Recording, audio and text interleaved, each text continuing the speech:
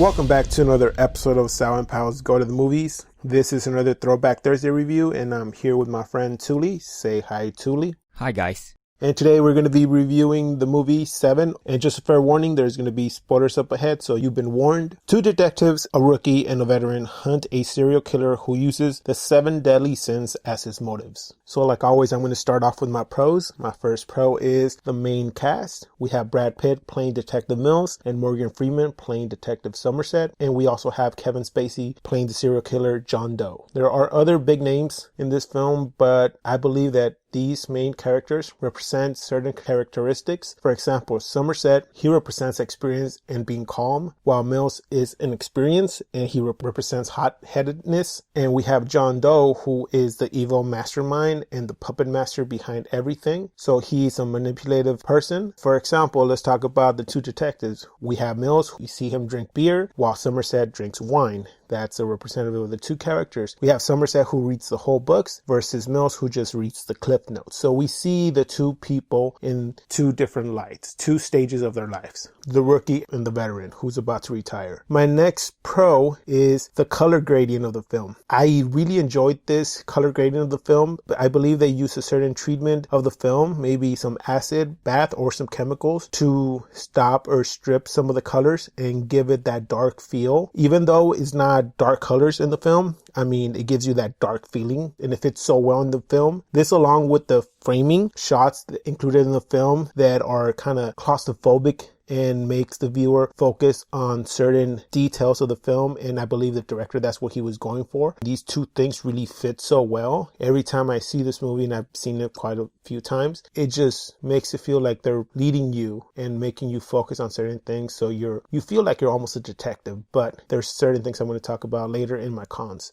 about that. Next is the opening and ending credits. I really enjoyed how they set up the beginning of the opening as if John Doe was creating it. Like, we see him stripping his fingerprints, he is writing his notes, he's doing his scrapbooks, and we see him all doing this at the same time as the credits and names are coming on screen. It seems like he's doing them himself, and he's adding pictures and showing us the work that he has been putting into his master plan. And there's some hidden Easter eggs there on the frame, which to me seems like he is a really smart person who has planned this out to the T. Also, they incorporated the song and it fits well. It's a 9 Inch Nails song. Same goes for the ending credit, where he gives the names as the serial killer notes or scrapbook kind of thing, and it has some pictures alongside of it. It's almost like the opening, but at the end it's more organized, but at the same time it's almost like a case file. It's coming to a close. Next pro is the story. For me, it's not about John Doe or the clues that he leaves behind or solving the case, but it's more about Mills and Somerset. How Somerset wants to get out of the detective work and needs to convince himself that he can let the work go, while Mills is the young rookie that thinks that he can take on the world and change it by himself. And he always thinks that he can catch the killer before the time runs out. Once faced with the chance, Mills breaks down, and Somerset, like he says, he's going to be around, which means that he decided to stay. And last quote of the movie, that he says the world is worth fighting for. I believe he believed it throughout the movie, because why else would he stay on the case? Like Mills told him, you want to convince yourself and you want somebody to agree with you so you can justify yourself leaving, and you never wanted to leave since the first place. And John Doe is just, for us, he's basically a catalyst. He is smart, but he's just there as a catalyst to speed up the process between Mills and Somerset. So this is not a study about the killer, but it's a study about law enforcement and their humanity and how they believe the world runs. Now, on to my cons. First con is Mills' wife, Tracy, played by Gwyneth Paltrow. She could have been developed a little more in my notes. So we could have felt more when we found out that she died at the end of the film. And since the film is 2 hours long, they could have easily worked a story into it. Given that she was pregnant, they could have done something with that. Something similar to the idea of life versus death. She could have decided either to keep the baby or not. And when she decided, we could have basically felt for that. And she was going to tell Mills, but she never got the chance. Once we found out that she died, we would have felt sympathy for her, that she couldn't have told her husband of her decision, and we also felt sorry for Mills. We know that since she had talked to Somerset at the diner, she already had contemplated about not keeping the baby, and she wasn't going to tell Mills. So when it came to the end and John Doe referenced that she was pregnant and Mills found out that she was pregnant, but Somerset already knew, this is like a little thing that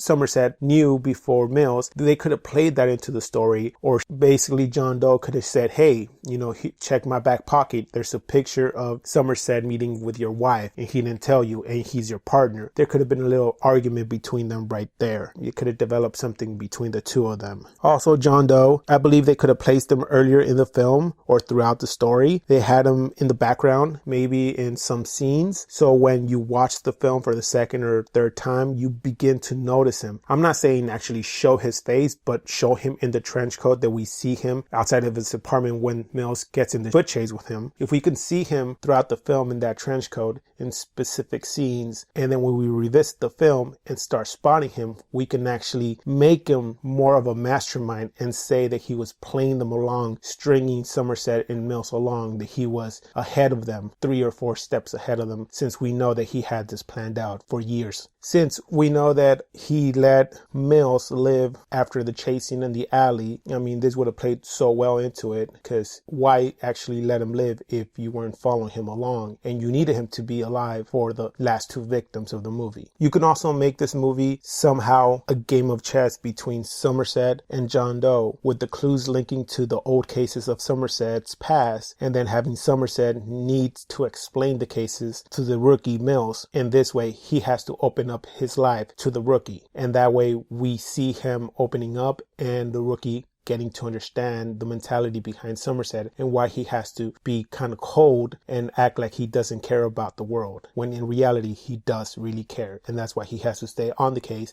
and see it through. So with that, I'm going to pass it on to my friend Touly and see how he saw the movie and what grade he gave the movie. One of the things that I did appreciate about this film is the star power. Sal might have already kind of alluded to that, with Morgan Freeman being in it, Brad Pitt, Gwyneth Paltrow, Kevin Spacey. Normally when you see a cast like that, it kind of grabs your attention and it kind of helps in the quality of acting that you can expect to have in a film like this. That I can see as a positive. The story itself, although I wouldn't say it's either new or jaw-dropping, or I would even dare say riveting, but it's enough to get me on board in terms of just wanting to know what's going to happen next. For me personally, I've seen other work that deal with the 7 sins to a more riveting degree, something that would just really latch me onto that sort of a concept and kind of relate to what it is that's happening throughout the film. This one, although it tries to accomplish that, I think for me, it's due to the lack of Kevin Spacey's character as John Doe throughout the movie until the final few scenes of the film, where I didn't feel as attached to him. Whereas if they had highlighted him a lot more throughout the film and really nail down what it is that he's trying to accomplish through these sins that he's trying to preach. For me, I didn't really care about this John Doe despite him being the culprit of all these killings until that conversation he had with the 2 detectives along the way to where it was that they were going to head towards at the end of the film. It wasn't then that I started feeling a little connection as to why he was doing what he was, despite Morgan Freeman's character saying stuff from John Doe's or this culprit, that his reasoning as to why he's been committing all these murders. That to me wasn't enough to kind of get me on board as far as who it is that they were trying to find. For me personally, I think one example that comes up that I thought maybe this film could have done, not for one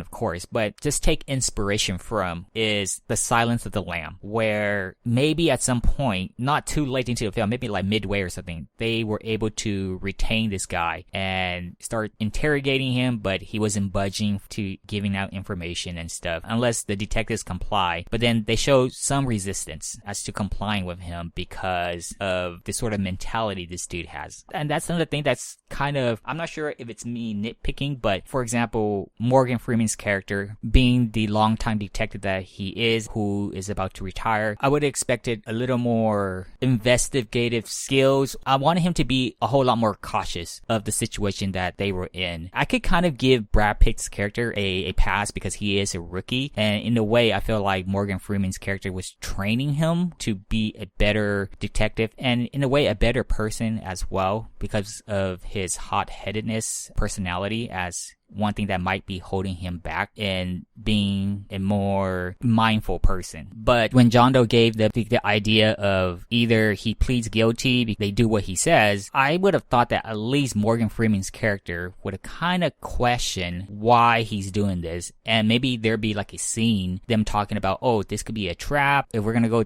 through with this. And this is him talking to Brad Pitt's character now. You need to not lose your cool. Like, don't give away any emotional response that would allow him to take advantage of the situation. There wasn't anything like that. It felt like the movie was pushing for this to happen, and it kind of neglected some of these things that I feel the detectives or maybe some of the other individuals within the law enforcement side would have sort of, put it on a list to be wary of. Again, I'm not sure if I'm being nitpicky about that, but that was a thought that came to mind when they were giving the choice by John Doe at the end. I also agree with Sal in that Gwyneth Paltrow's character did not play enough of a role for me to get a strong reaction when we found out what happened to her character at the end. I wish they would have integrated her character a lot more in that maybe her relationship with Brad Pitt's character was starting to fall apart because she was reluctant to be as honest as she would be given the living condition that they were in, because she mentioned how she was very uncomfortable living in the city, and because of this she ended up talking to Morgan Freeman's character instead, which Sal brought up could have been a great mechanism to sort of divide his character from Brad Pitt's character. So I thought that was another potential that could have been explored, but they didn't. It was one of those movies where, although I was interested in seeing what happened next, I think the theme itself got lost along the way because I didn't care much about John Doe's character enough until the end. And because of that, I didn't really care for the reasons why he was committing these murders. I would have just liked it more if instead of trying to have the 7 sins dictate why these murders were happening, for that to kind of be kept in the dark for a bit until John Doe reveals ultimately why he decided to do what he did. It's sort of like, even though he is the villain, some villains have, I don't want to say reasonable motivation for what they do, but I guess if I use the example of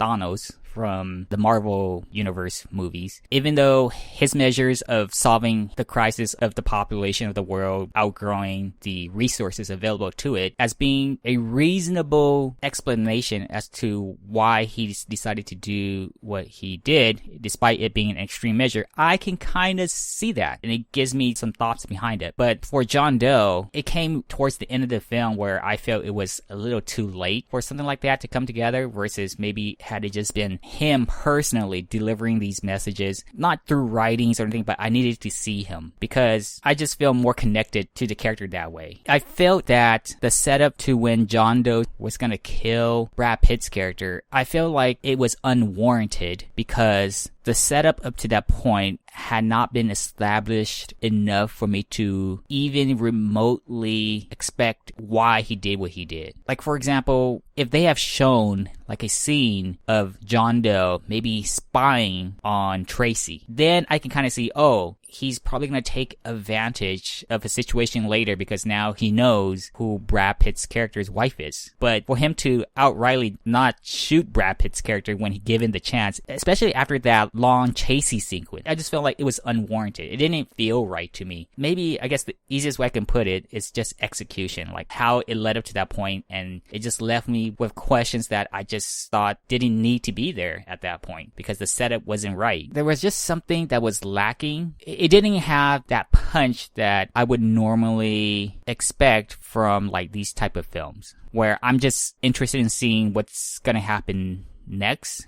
who this person that they're trying to chase down, who this person is. When it actually did happen, when they finally caught this guy who actually surrendered himself to the authority, I didn't feel that sense of satisfaction that I normally would. It didn't have that payoff that I normally would feel. I don't want to come out and say that the movie was bad or any way. It was one of those movies where I liked it, probably more than the average film, but I can't find myself giving it a grade or a score that would sort of align with how I feel. So I am going to give a film maybe like 6.5 to a 7 out of 10. I do like it, but it was just missing this presence I wish the film had that would have convinced me otherwise that yes, this film, I do like it for these outstanding reasons. But I felt like there's just this presence that was missing, and it's hard for me to describe because I don't recall the last time I've seen a movie like this where I do like it, but there was just that thing missing. That thing that was missing, I just can't seem to explain because I can only kind of describe it as this presence that was missing in the film. I'm sorry if that's confusing,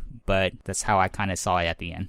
No, I think I understand what you're trying to say. I also have that kind of feeling. That's why I had to basically watch the film a second time, a third time. I mean, I've seen this film a few times, and I got to the point where I have to admit that Kevin Spacey's character, John Doe, for me, he's not a real character. Like I've already said, he's more of a catalyst, and the film focuses more on Mills and Somerset. It's basically a film that it's disguised as a detective movie, but it's more of a case study on the two detectives. And that's how I came to understand the film, because if you see it the other way, it doesn't really make sense, and there's something missing, like you said, and you can't put your finger on it. Because if you see it as a detective movie, they really don't do a good job about it. Even Brad Pitt as the rookie doesn't do good in investigation. Somerset as a veteran, he doesn't really investigate well. The only time they come close to being a step ahead of John Doe is when they go outside the law and go to the FBI and pay them to look up the records of the books. So for me, if you take out John Doe and take out the crime scenes and everything, and you make it a case study about Mills and Somerset, then it starts making a little more sense. I give it an 8 out of 10. So with that said, this wraps up the review for Se7en. Please join us next time when we are going to review Run Lola Run. Die Tasche. Tasche. Die Tasche. Tasche. Die Tasche. Tasche. Die Tasche. Die Tasche. Die Tasche. Die Tasche. Die Tasche.